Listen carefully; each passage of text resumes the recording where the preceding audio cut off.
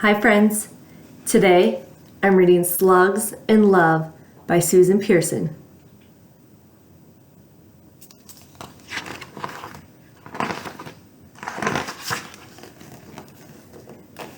Mary Lou loved everything about Herbie, how his slime trail glistened in the dark, how he could stretch himself thin to squeeze inside the cellar window, how he always found the juiciest tomato.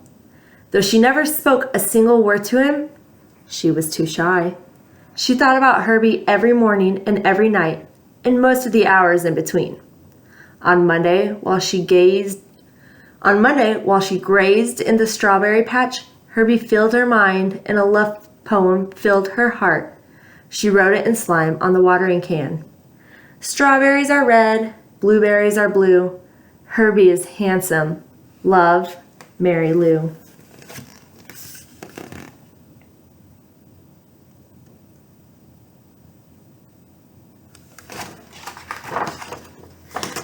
The next morning, Herbie found it. He looked around. There were already at least 60 slugs in the garden. Which one, he wondered, was Mary Lou? Herbie decided to send a message back. He wrote it on the garden hoe.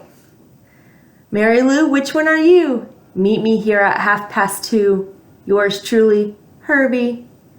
But the gardener put the hoe away in the barn, so Mary Lou never saw Herbie's message.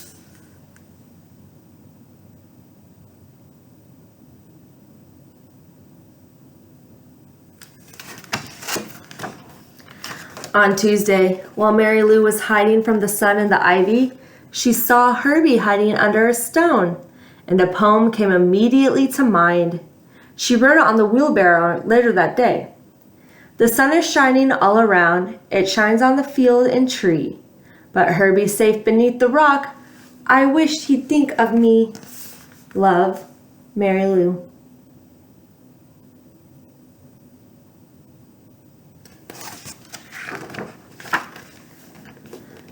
Mary Lou loves Herbie, teased Jethro on Wednesday morning. Herbie blushed. Who is Mary Lou? He asked, but Jethro didn't know either. Herbie sent another message. This time, he wrote it on the fence where it would stay put. Mary Lou, you could make my life complete. I'd love to meet someone so sweet. Tell me where and I'll be there. Sincerely, Herbie.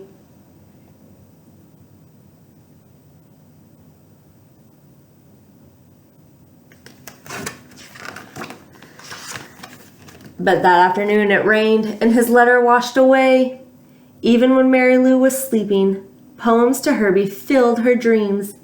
She woke up early and wrote another poem on the scarecrow. Twinkle, twinkle, little star, how I wonder what you are. Herbie, Herbie, handsome slug, Mary Lou would love a hug. Love, Mary Lou.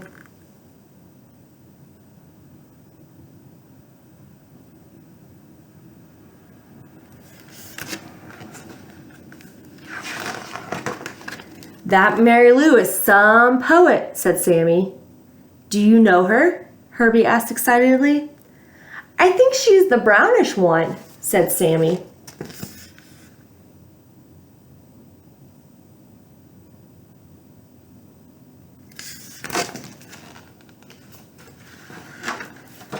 All day long, Herbie searched for a brownish slug. Next to the brown dirt, they all looked a little brown. Herbie left another message on the watermelons. Your poems make me happy, your poems make me glad, but I can't find you, Mary Lou, and that makes me feel sad. Your friend, Herbie.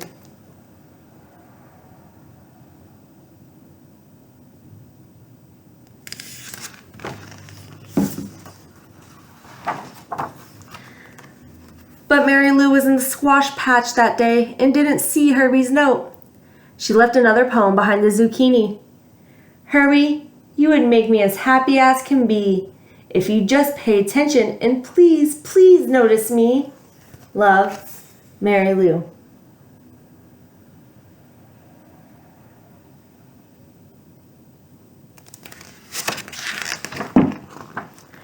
Herbie was at his wits' end.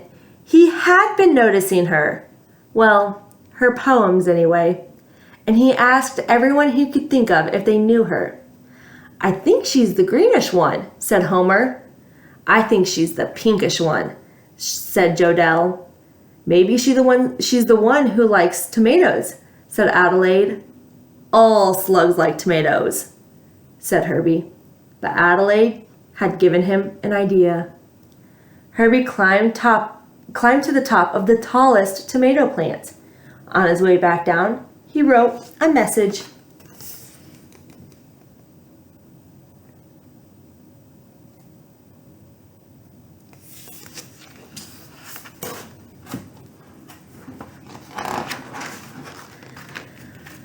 "Look at me, I've climbed so high that I can see the world pass by.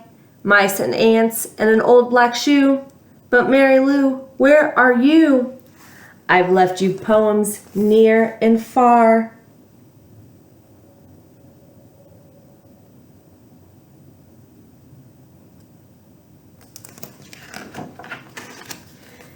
"Won't you tell me where you are?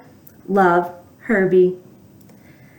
And that night when Mary Lou went out to snack on a tomato, she found Herbie's message glistening in the garden. What joy! What gladness! What delight! Mary Lou could hardly contain herself as she hurried to the barn.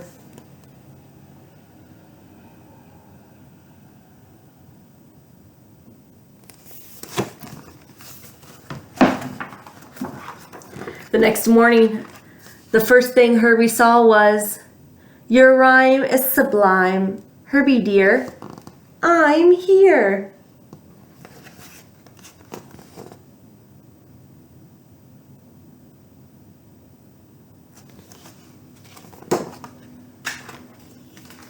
As always, when she saw Herbie,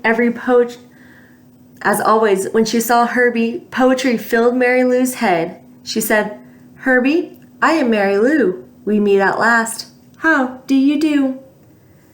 Herbie was tongue-tied. Suddenly, he felt shy. But at last, he blurted out, "I'm fine. Will you be mine?"